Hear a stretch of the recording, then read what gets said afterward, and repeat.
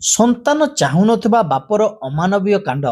ନିଜ ଶିଶୁପୁତ୍ରକୁ ଘରୁ ଉଠାଇ ନେଇ ହତ୍ୟା ଅଭିଯୋଗରେ ବାପକୁ ଆଜୀବନ କାରାଦଣ୍ଡ ସହ 5,000 ଟଙ୍କା ଜରିମାନା, ଅନାଦେୟ ଅଧିକ 2 ମାସ ଜେଲ୍ ଦଣ୍ଡ।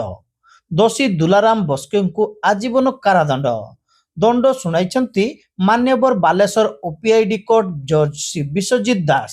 ବାଲେଶ୍ୱର ଜିଲ୍ଲା ଖଇରା ଥାନା ଅଞ୍ଚଳରେ ଏହି ଘଟଣା ଘଟିଥିବା ବେଳେ ଖଇରା ଥାନାରେ 2023 ମସିହା ଜାନୁଆରୀ 19 ତାରିଖରେ ମୃତ ଶିଶୁର ମା ଗୌରୀ ବାସ୍କେ ଅଭିଯୋଗ କରିଥିଲେ।